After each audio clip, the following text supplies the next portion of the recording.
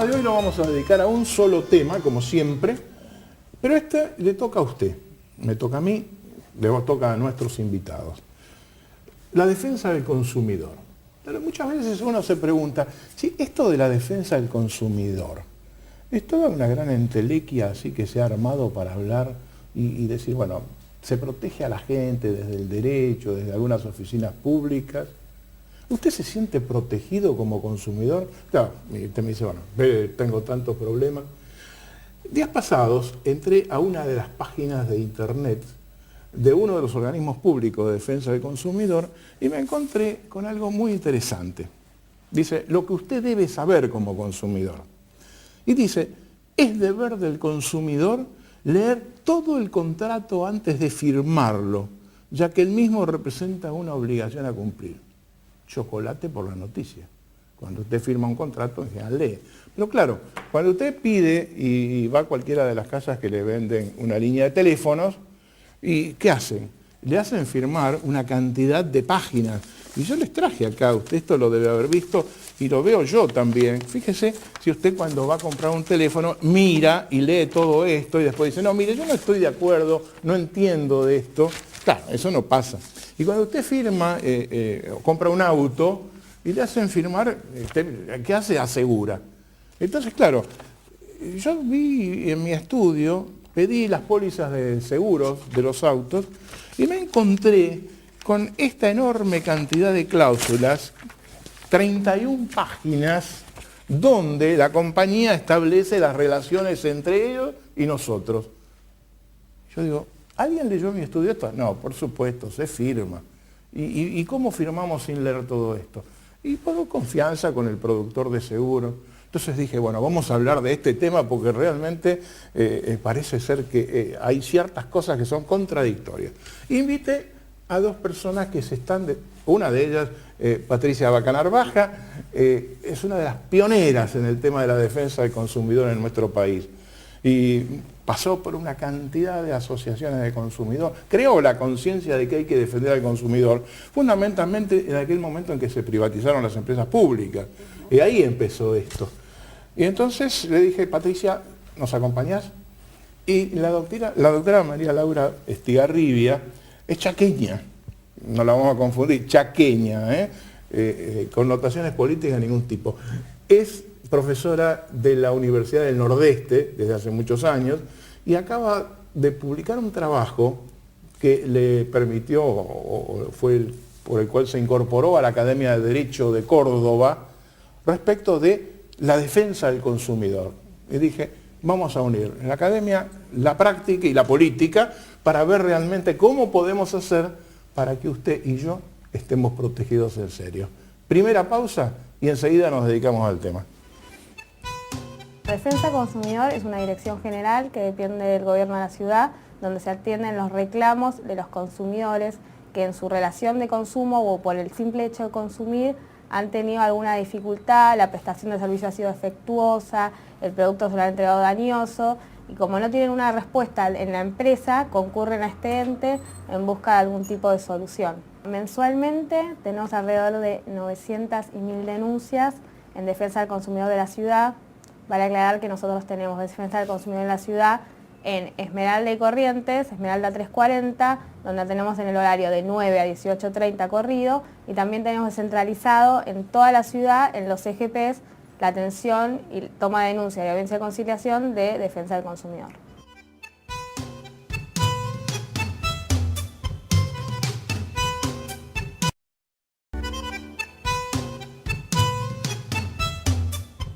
Bueno, y entonces comenzamos ahora sí, efectivamente, el diálogo sobre esto que es la defensa del consumidor.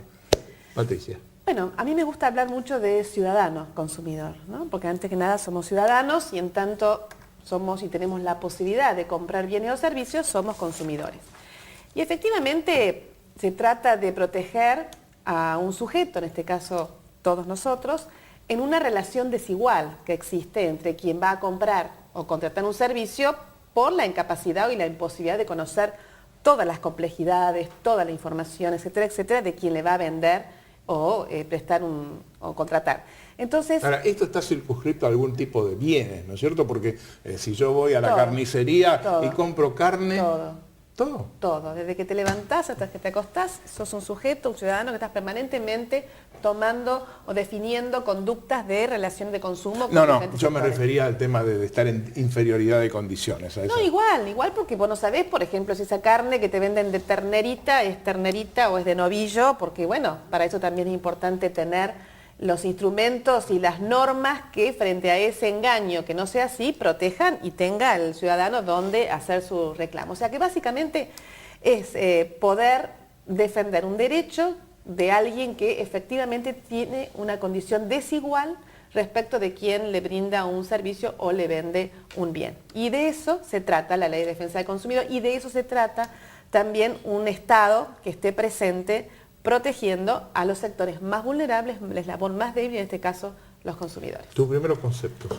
Sí, bueno, coincido con Patricia totalmente en lo que dice. Creo que hay dos aspectos donde se manifiesta mayor esta desigualdad, esta asimetría que tenemos, ¿no es cierto? Uno es el aspecto de la información, como ella decía. El proveedor es quien más sabe de su producto y quien más sabe de cómo está el producto, de las condiciones en que lo vende y todas las prestaciones que puede dar.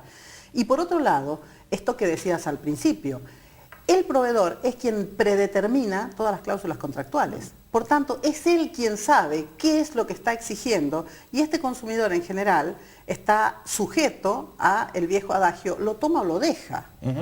Este es el contrato. Así que si yo quiero comprar un celular, no tengo alternativa, tengo que firmar lo que me ponen. Si yo voy a un banco a pedir un crédito y le digo, no, pero mire, yo cumplo lo que dice ahí este instituto que vos decías, entonces me pongo a leer el contrato y le digo, no, mire, esta cláusula no me gusta, mire señor, el crédito es así, usted lo toma o lo deja. Entonces decimos, bueno, está bien, puedo no contratar, esa es la opción. Pero cuando voy al banco de al lado es exactamente lo mismo. Entonces, ¿cuál es la opción del consumidor? Contratar en esas condiciones o no tenerlo. Entonces uno dice, está bien, hay cosas que uno podría prescindir. Si voy a comprar un plasma, podría decir, no lo compro. ¿Sí? No lo compro porque todos tienen las mismas condiciones, son abusivas y a mí no me gusta y entonces no lo compro. Pero ¿qué pasa cuando voy a contratar el servicio de energía eléctrica? No lo tengo y entonces siglo XXI y me tengo que alumbrar con una vela. Cuando los contratos son forzosos o son de necesidad o están en un monopolio, esta asimetría se agiganta. Entonces es el Estado, como decía Patricia, el que tiene que intervenir en nombre de un orden público de protección de este débil jurídico que tenemos aquí. Ese es el sentido. Ahora, esa acción del Estado, ¿desde qué ángulo se da? Uno, desde el punto de vista legislativo. Legislativo y además como autoridad administrativa de aplicación de la ley, ¿no? Porque tenemos la Ley de Defensa del Consumidor, arranca específicamente como tal en el año 93. A tal punto fue considerado estos derechos importantes que le dieron rango constitucional en el 94 y nosotros después de 10 años de estar en práctica la ley, con las asociaciones de consumidores, con las autoridades provinciales, hicimos una evaluación y dijimos, bueno, ¿qué es lo que debemos mejorar después de una experiencia de casi 10 años de la ley? Por eso hicimos un proyecto que lo tomó diputados en su momento, que estaba la presidenta de la Comisión de Defensa del Consumidor, Estela Maris Córdoba, lo hizo propio y luego me tocó a mí, por suerte, como diputada, también ser parte de la sanción y el año pasado pasó, digamos, en Senado le dio la sanción definitiva. Entonces, ahí tenemos los distintos roles en la ley establecido. Por un lado, el Estado en la parte administrativa para aplicar la ley. Por supuesto, la justicia para hacer aplicar la ley en cualquier momento cuando corresponda, ya sea por alguna presentación de algún ciudadano que quiera recurrir a la justicia y no a la autoridad administrativa. Está también la labor del Estado en términos de educación y de promoción de las asociaciones de consumidores y las asociaciones de consumidores normas de defensa del consumidor. Después vamos a hablar un poquito de esto que acabas de mencionar. Bueno, pero entonces, 10 años de vigencia de la ley, modificación en función de experiencias de lo que ustedes de que se vivió. ¿Cuáles son las cosas que más se han detectado como significativas durante la vigencia de la ley? Porque todavía estamos en presencia de una ley hace 10 años o 12 años, pero que, bueno, la gente ya no tiene mucha idea de qué se trata. Bueno, yo creo que aquí el tema, lo que más se pudo ver como evolución desde el derecho, ¿no es cierto?, desde la aplicación del derecho, es lo que hubo desde el 99, porque esta ley tuvo una historia un poco extraña, ¿no? En el 93 se sancionó la ley y el entonces presidente vetó algunos artículos. Sí. Uno es el de La responsabilidad solidaria fue uno. Bueno, uno era el capítulo de la responsabilidad, que establecía un sistema de responsabilidad con algunos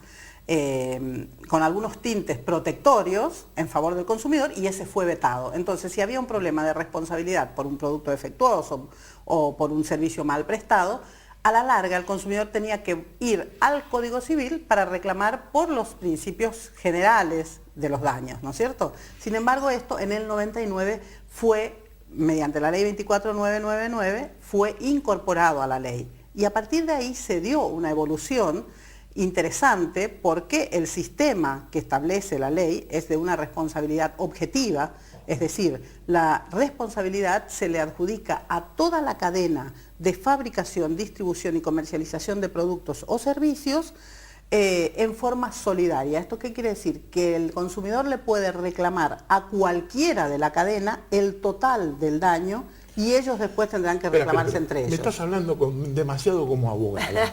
Me estás hablando mucho la como... desviación profesional. Claro, viste, exactamente. Pero, viste, como yo no soy abogado, me gusta hablar un poco del derecho, pero me meto en los campos que no corresponden. Pero la persona que está ahí tampoco no son todos abogados los que están escuchando el programa, ¿eh? Entonces, veamos un poquito, en el próximo bloque vamos a hablar un poquito de temas concretos. De casos concretos. Claro, casos concretos, porque el producto, el fabricante, pero vamos a identificar algunas cosas, porque una de las cosas que me planteo yo es en esto. En la medida en que haya problemas desde el punto de vista, digamos, del ofrecimiento de servicios, de productos, Patricia hizo referencia a algo importante, cómo esto se juega con la responsabilidad social empresaria. Tenemos acá, en los últimos años, una fuertísima tendencia a expresar las empresas tienen una responsabilidad social. Y esto parece a veces, ¿no?, que bueno, cuando uno ve algunas acciones puede ser interesante, pero yo me acuerdo de haber criticado mucho en mesas como esta, de decir, mira, che, esta empresa se gasta 10 millones de pesos para publicitar que le regaló 100 computadoras a una escuelita de Chaco. ¿Viste? Entonces, esto es responsabilidad social. ¿En qué consiste realmente? Claro, efectivamente. Entonces, me gustaría que empecemos a identificar casos concretos, porque la gente tiene un tema. Y es, si yo tengo que ir a un organismo público a protestar, tengo que perder tiempo. Un tema sustancial, porque parece que el tiempo no existe para nadie. El tiempo es un bien así libre, pero el bien es escaso. La gente tiene que trabajar, la gente tiene que hacer cosas y pierde tiempo. Entonces, podemos y estamos armando toda una estructura muy linda, muy interesante, pero que por ahí no se puede llevar a la práctica, porque no toda la gente tiene la posibilidad de, pese a que tiene la norma jurídica o tiene el organismo de administración, de decir, voy, pierdo tiempo y defiendo mis derechos. Próximo bloque, a los casos concretos. Acá el consumidor viene con su nota y viene solo, no necesita un patrocinio letrado. La persona llega y si trae todos los papeles y toda la información, se le toma la denuncia. Lo que nosotros, somos amplios en ese aspecto. O sea, queremos que la gente cuando llega acá y tiene los papeles pueda hacer su denuncia y pueda satisfacer su reclamo inicial. Pues la gente llega bastante mal a nuestro ente, o sea, llega bastante angustiado de no tener una respuesta de las empresas. Se le toma la denuncia y se lo cita a una audiencia de conciliación. En el transcurso de los 15 a 20 días tiene su audiencia de conciliación. Tiene su primera audiencia de conciliación. Ahí pueden concurrir las partes y decidir tener un cuarto intermedio y tener otra audiencia de conciliación, conciliar o que el expediente pase a la dirección jurídica porque no hay un acuerdo entre las partes. Y se sigue el proceso hasta que la empresa es multada o sobreseída.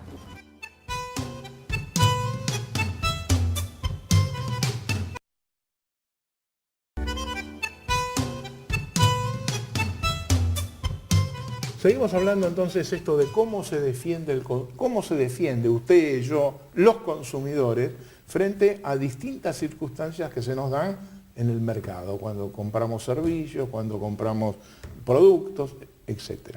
Y planteaba yo la cuestión, mira, a mí si me toca ir a hacer cola a un organismo público para hacer toda una denuncia de que... Y no voy. Es cierto, esto de que tengo que perder tiempo, hacer trámites, muchas veces incluso las empresas que no cumplen la ley apuestan a eso, al desgaste, a que uno diga, no, por 20 pesos, por 5, por 3 centavos, lo que fuera, ¿qué voy a hacer? No, me quedo en mi casa y ya está. Y lo cierto es que si uno va contabilizando la cantidad de casos similares y la cantidad de plata que la empresa se va quedando indebidamente, es mucha plata, por un lado.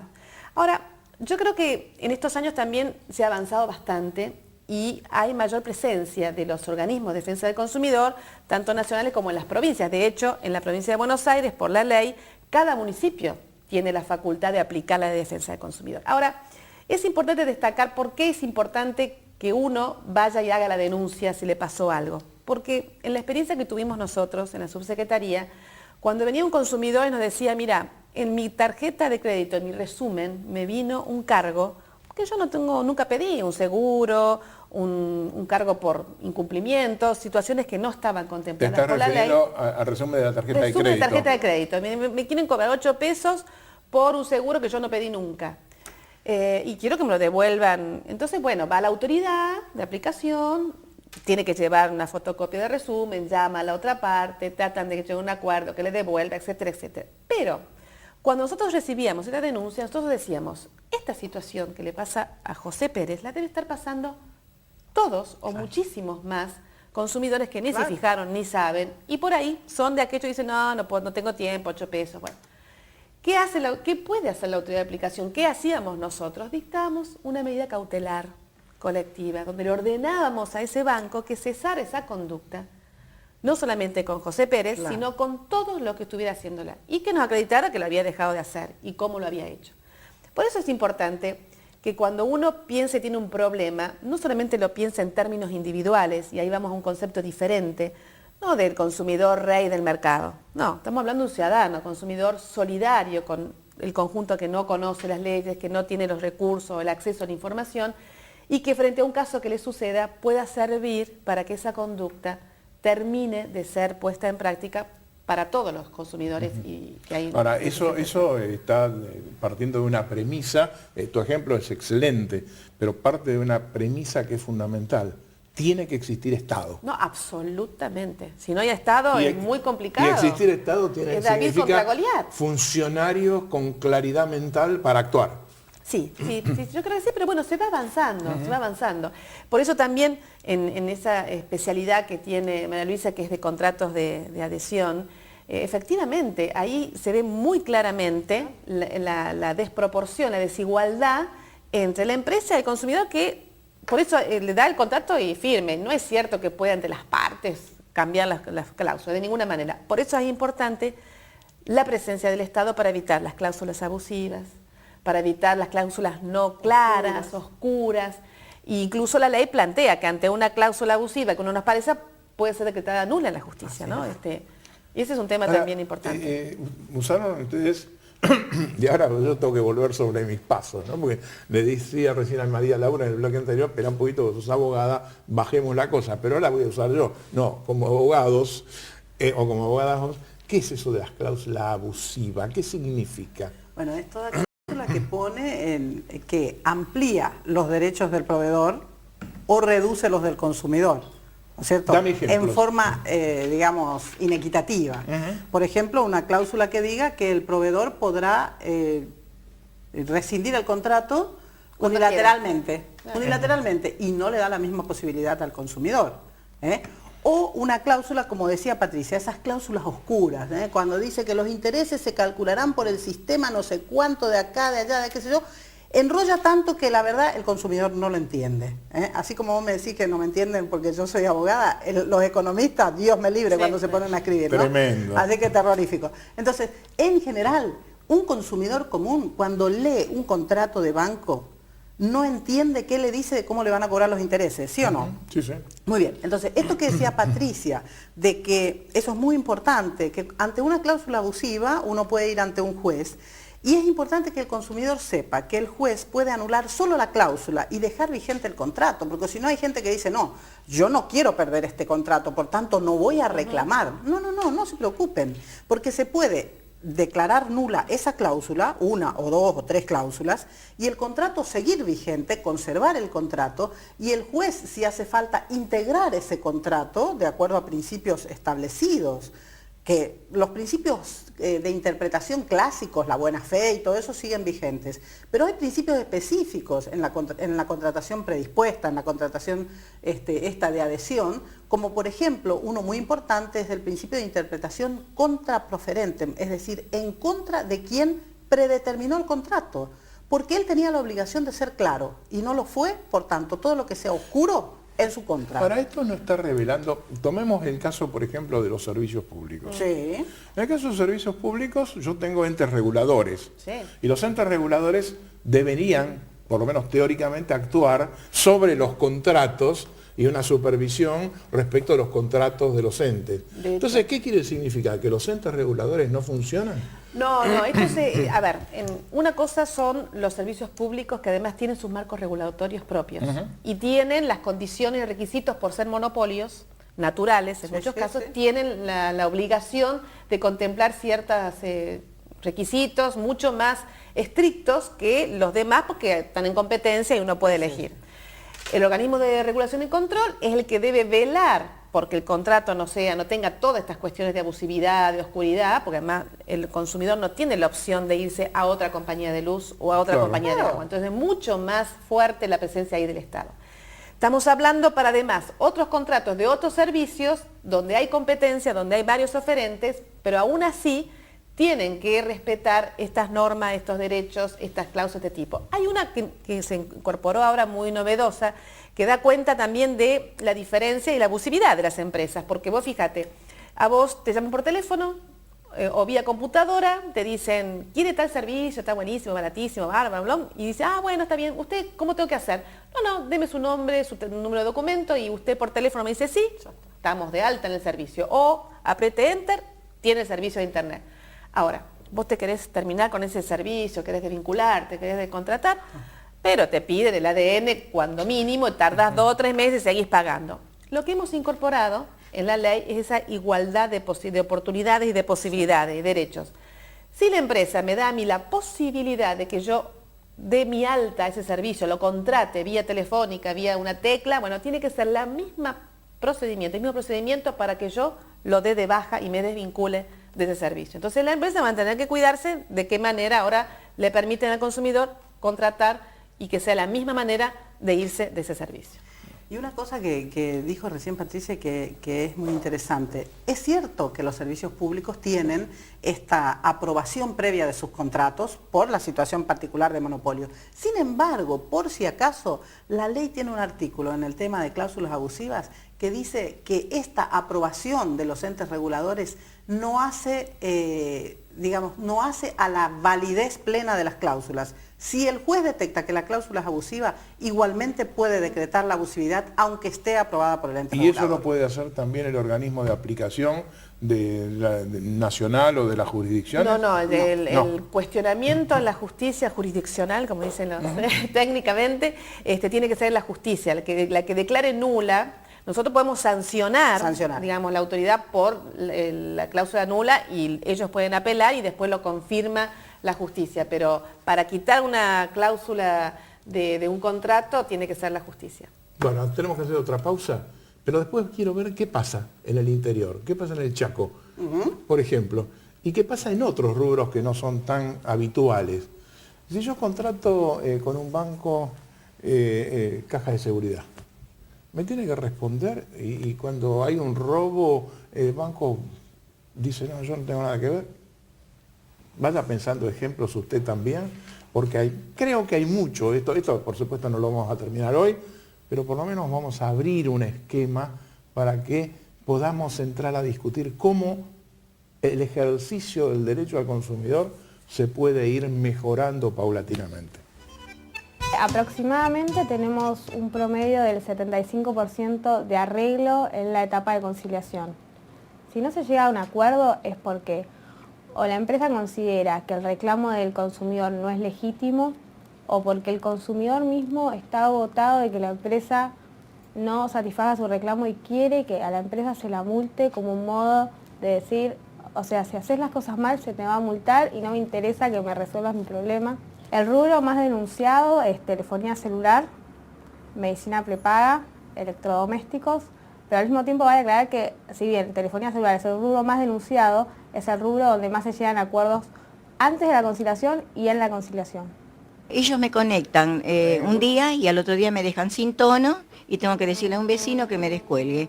O sea, por ahí tengo suerte, pero por ahí me quedo 3 semanas o no sé cuándo, cuando ellos se le dan, ahí me conectan otra vez, ahí estoy.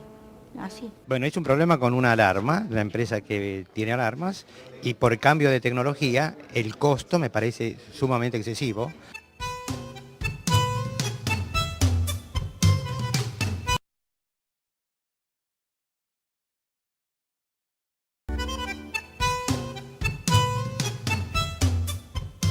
Bueno, seguimos entonces conversando y en el bloque anterior dejé planteado un poco qué pasa en el interior, porque siempre uno tiene estos temas en la capital federal. ¿Y en el interior qué pasa? En el interior hay mucho reclamo, hay mucho problema con las cuestiones de consumo y nosotros tenemos en Resistencia concretamente una experiencia muy interesante que lleva a cabo la Municipalidad de Resistencia. La Municipalidad habilitó una oficina de defensa del consumidor que está a cargo de un martillero público muy defensor de los derechos del consumidor, muy activo, y que ha establecido una instancia conciliatoria. Una instancia conciliatoria es lo único que se puede hacer en la municipalidad. Vos me dijiste que hay muchos reclamos, ¿de qué tipo? Eso es nacional, la mayoría son de celulares, después tarjetas de crédito, ¿no es cierto? Después bancos por cuestiones de abusos en los intereses y demás. Garantías. Y después garantías por electrodomésticos, hay a montones, ¿no es cierto? También el tema, porque acá hay una cosa, Ricardo, yo creo que el fondo de esta cuestión es que el consumidor debe conocer la ley. En ese sentido, tanto al Estado nacional, provincial y municipal, como a las entidades intermedias, les corresponde esa tarea de difusión de la ley, porque nadie puede reclamar lo que no conoce, nadie puede reclamar un derecho si no sabe que lo tiene. Entonces, esto hay que hacer para que la gente conozca sus derechos. Pero lo que se hace en esta oficina es una instancia de conciliación. Entonces, la gente va y reclama allí y esta oficina cita al proveedor y llama a una audiencia de conciliación. El tema es que es una instancia voluntaria. Por supuesto, el proveedor que no quiere, no viene. Pero vos me dijiste básicamente el tema de tarjetas de crédito, de celulares, etcétera. ¿Qué llama? ¿Al señor que vende celulares o al representante de la empresa de celulares? Al representante de la empresa que se haga cargo y que pueda responder por la empresa. Allá generalmente llaman al comerciante que hizo la venta. Bueno, pero que tiene la posibilidad de resolverlo. Por supuesto. ¿Y qué ocurre? Yo creo que acá se conjugan dos cosas, ¿no es cierto? Hay algunos proveedores que directamente no vienen, en cuyo caso este reclamo pasa a la Dirección de Comercio Interior a los efectos de la aplicación de multas, ¿sí? Pero si este comerciante viene, entonces se hace ahí una instancia conciliatoria. En general, como hoy comentaba Patricia, el comerciante arregla. ¿Por qué? Arregla por varias cosas, porque le conviene más dejar satisfecho a este cliente y no que mañana salga publicado en el diario y se aviven, entre comillas, todos los demás que tienen el mismo problema. Entonces, arreglo con este y se queda todo callado, ¿sí? Y además, porque temen mucho el descrédito que les puede producir el hecho de esta trascendencia que pueda tener el conflicto que tiene con este consumidor. Porque generalmente el conflicto no es con un solo consumidor, pero es uno solo el que reclama. Sí. Claro. Esto que decíamos, uno solo el que se hace el tiempo, va, reclama y todo esto. Y esto me conecta un poco con que creo que la solución a la agilidad de la solución de problemas de consumo son los tribunales arbitrales, ¿o no, Patricia? Sí, son un sistema que es justamente voluntario también y que incluso con la nueva reforma lo hemos posibilitado porque antes solamente estaban aquí en la Nación. Claro. Le hemos dado la posibilidad que cada provincia lo arme en su lugar. ¿Y esto en qué consiste? Bueno, es un ámbito donde hay representantes de las asociaciones de consumidores que ponen sus árbitros, las cámaras empresarias ponen sus árbitros y el árbitro de quien aplica la ley. las empresas se adhieren voluntariamente. ¿Para qué les sirve a las empresas adherir a ese sistema? Bueno, porque le están diciendo al consumidor, mire, yo le ofrezco mi servicio que es bárbaro o mi producto que es lindísimo y muy bueno, pero si usted tiene algún problema, quédese tranquilo, tenga confianza, porque nosotros lo vamos a resolver en este ámbito, que además lo que ahí se defina es obligatorio para las partes. Y en el caso de que una de las partes no lo cumpliera, la otra va con esa acta homologada a un juez y le dice, favor, hágame cumplir esta acta. Y el juez la hace cumplir. Es un ejecutivo. Entonces, es muy bueno ese sistema. Nosotros perseguimos, en realidad, es que francamente no tengan que ir los ciudadanos consumidores a las autoridades de administración a hacer los trámites, digamos, sino que realmente el empresario, el comerciante, el proveedor de servicios, le resuelva el problema. A tal punto que le hemos incorporado esta figura nueva de daño directo en la ley.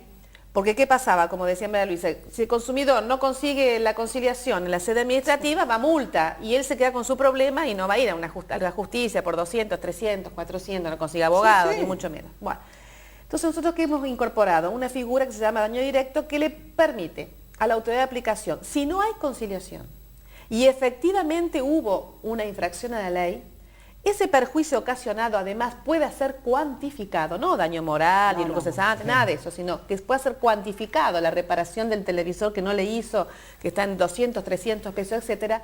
Además de la multa que lleva ese señor comerciante por no haber cumplido y respetado la ley, también la autoridad le obliga o le hace que le dé un resarcimiento económico por ese perjuicio que le ocasionó. Por supuesto que esto que es novedoso, la empresa lo puede apelar a la justicia verá si está bien hecho o no está hecho. Pero ya le estamos dando otra señal a los empresarios, a los comerciantes, que en realidad lo que más les va a convenir es que le resuelvan ellos el problema al consumidor antes de que éste tenga que ir a la sede administrativa. ¿Por qué? Porque si no va a tener no solamente la multa, sino le va a tener que dar la plata que le corresponde por no habérselo solucionado. Entonces, el espíritu de la ley persigue eso. Incluso le estamos posibilitando de que llegue a un acuerdo de conciliación aún antes de que el funcionario ponga la firma a la multa. Antes era hasta solamente si no iba, ya pasaba a sanción y multa. Ahora estamos hasta último momento que se pueda arrepentir y llegar a un acuerdo. Incluso es interesante hablar de la reforma de la ley 26631 que vino a modificar la ley de defensa del consumidor. Antes las multas eran todas para el Estado. Y ahora se ha determinado que el 50% de esas multas sean destinadas a planes de educación al consumidor. Inclusive la ley dice que tendrá que incorporarse en las currículas de la escuela primaria, secundaria y en las universidades la formación del consumidor. Entonces, ese 50% de las multas va a estar destinado a esta educación del consumidor, que me parece muy interesante. Ahora, evidentemente estamos en cuestiones que son procesos obviamente. Largos, procesos culturales indudablemente, ¿no?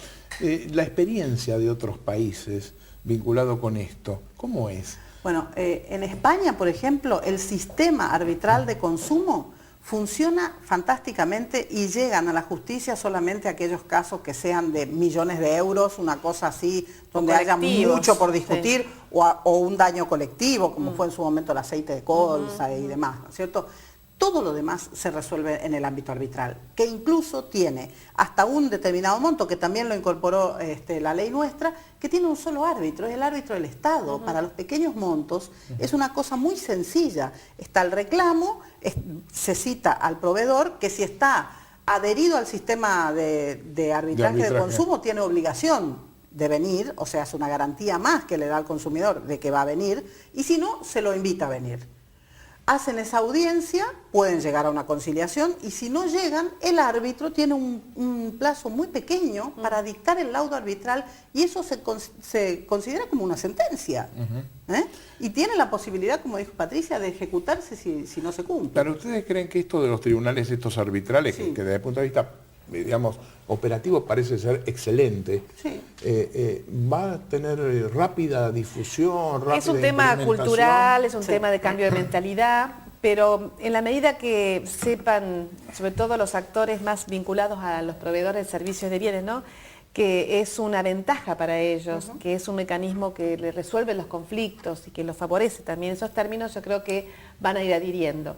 También es cierto que esto depende mucho de la decisión política de las provincias, de las autoridades, desde los gobernadores, que realmente entiendan la importancia que tiene este tema, donde además le están resolviendo los temas a los ciudadanos cotidianos, donde no le cuesta realmente nada de plata al erario provincial ni municipal, y le da una mano realmente al consumidor. Si a mí me preguntan, a mí sería, lo mejor es que cada una de las municipalidades de cada una de las provincias pueda tener su oficina y su autoridad como para ir resolviendo estos problemas, que le quede más cerca al vecino y no que tenga que recurrir a la capital o de su provincia. Este es un dato fundamental. Y esto, bueno, esto es todo, también tiene que ver con esto, ¿no? De trabajar fuertemente en valorar lo que es esta temática, lo que es el rol del Estado, lo que es la necesidad de que haya un Estado presente y de convencer políticamente también a las autoridades provinciales y municipales de que den una respuesta en ese sentido. Y quiero agregar una cosita, algo que decía Patricia, ¿no es cierto? Y es el tema de que realmente esto es una cuestión de decisión política. Y la decisión política no pasa por lo económico, porque este sistema arbitral de consumo realmente se puede implementar con muy poco dinero, De hecho, en España funciona siendo que los árbitros son funcionarios públicos, incluso profesores universitarios, que lo único que se les abona es el día de viáticos si ellos se tienen que mover. Entonces, no tiene un gran costo para el Estado, lo que tiene fijo es una secretaría. Sí, pero que puede reconvertir el propio que puede reconvertir en la municipalidad, claro. Y listo. Y la verdad que es fácil de implementar y muy, muy útil. Realmente sí, tenemos que hacer otra pausa, pero estoy pensando algo. Si usted dentro del año próximo, cuando haya elecciones, plantea a sus legisladores, a sus candidatos a concejales, que este tema de los tribunales arbitrales lo coloquen en su plataforma como objetivo sustancial de la política, ¿no sería interesante? Piénselo. Lo que esta gestión quiere hacer énfasis es que el consumidor tiene defensa del consumidor en su barrio. No tiene que venir hasta el centro, hasta Esmeralda 340 para satisfacer su reclamo, sino que en cada CGP de cada barrio de esta ciudad hay una persona de defensa del consumidor esperando a que vengan los consumidores a recibir los reclamos. El 0800 999 2727, donde es el teléfono del gobierno de la ciudad, donde de 8 a 23 horas van a tenerse reclamos de todo tipo y donde van a orientarse. Y también está la página del gobierno de la ciudad, www.buenosaires.gov.ar/defensa, donde también se pueden orientar acerca de defensa del consumidor. Vale aclarar que todo este trámite es gratuito, es informal y gratuito.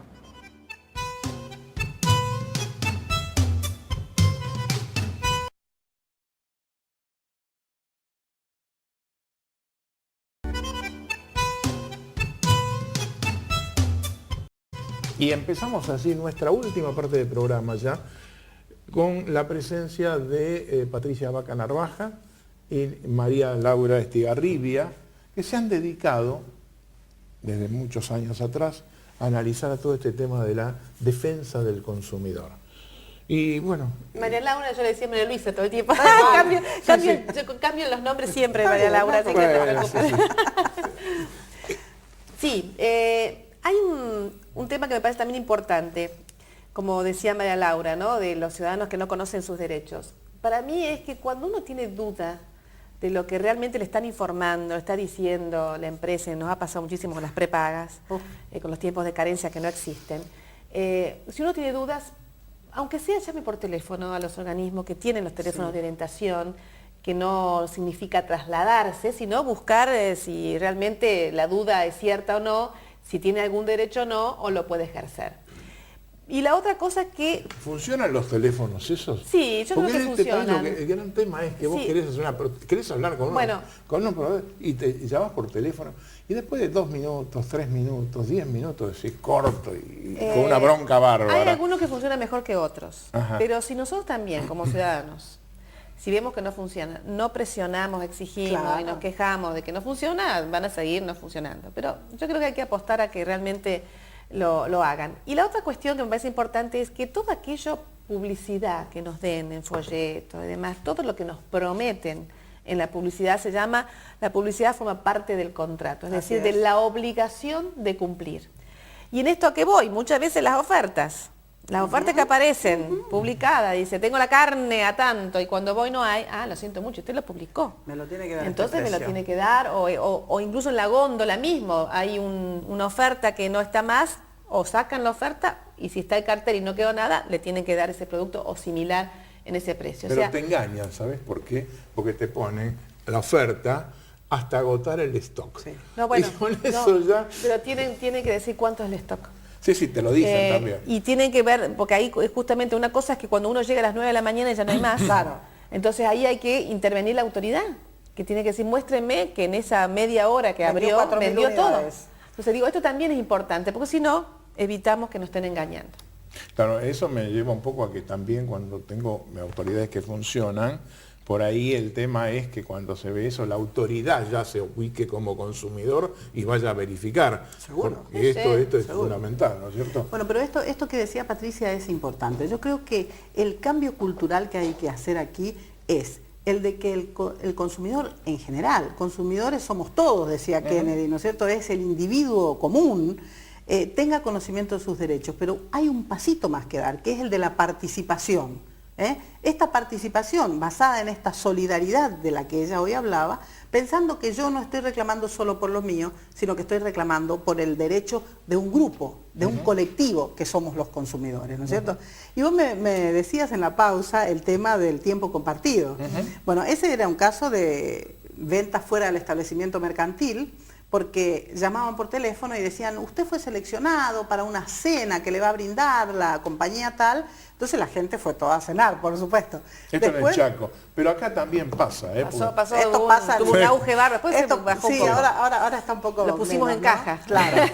Entonces uno iba a la cena, fantástico. Entonces en medio de la cena pasaban un video de unos establecimientos de tiempo compartido, vacacionales y qué sé yo. Y claro, después había tanta presión para que uno contrate que prácticamente uno no podía salir de la cena si no contrataba. Entonces todo el mundo firmó los contratos. A la hora de la verdad era un contrato que había que pagar una fortuna y por una prestación que realmente no lo valía. Entonces la gente empezó a reclamar y se presentaba ante los tribunales de resistencia. Y cuando se presentaba, la otra parte decía que había un problema de jurisdicción, porque que en el contrato estaba establecido que en caso de reclamos tenían que recurrir a los tribunales de Uruguay, porque la empresa era uruguaya. Pero los tribunales de resistencia declararon abusiva esa cláusula y dijeron que de esa manera se estaría violando el derecho del acceso a la jurisdicción, ¿no es cierto?, a la defensa en juicio, que es constitucional, y por tanto anularon esa cláusula y permitieron el reclamo ahí en resistencia. Bueno, realmente es importantísimo eso. Y también en el hay tema casos... perdón, ¿no? Pero en el tema de estas ventas fuera del establecimiento, o las que se hacen por teléfono o por internet, también hay lo que se llama un periodo de arrepentimiento, un periodo de reflexión, porque estas ventas se hacen con unos sistemas de marketing muy imperativos, ¿no es cierto? Muy claro, entonces llame ya, compre ahora porque la oferta se termina en 5 minutos. Entonces uno dice, sí, bueno, listo. Bueno, el consumidor va a tener un plazo para pensar si esa venta le conviene o no y va a poder desistir sin que esto tenga ningún costo para él. Ahora, evidentemente es amplísimo, es amplísimo. Y yo estoy muy contento de que hayan venido y participado de este programa. Claro, nos encanta, somos apasionados. Sí, totalmente, eso se nota. Se nota, ¿no? Pero me llevo a una conclusión que me parece que es importante. Ustedes hablaron de la difusión. Enseñar, formación. Sí. Y creo que una de las cosas que posiblemente ayude a esto es la publicidad de lo que se hace. Es decir, mostrar efectivamente cómo se actúa en el organismo administrativo o en los casos de la justicia y darle transparencia, porque vos dijiste en un momento algo que realmente me pareció importante. Las empresas quieren cuidar su imagen. Claro. Y en la medida que las sanciones se publiquen y se expliciten el porqué, creo que vamos a ir hacia adelante. Le tienen mucho más temor a la vergüenza pública, de que vos publiques el ranking de las empresas más cuestionadas que a las multas. Seguro. Por lo menos la experiencia que yo tuve, tenían más terror a eso, que nosotros publicamos cuáles son las empresas más cuestionadas en los medios que a las multas. Las multas las tienen incorporadas en sus costos, pero lo otro es un desprestigio. Así es. Señores, señoras, muchísimas gracias. Dios mediante, hasta la semana próxima.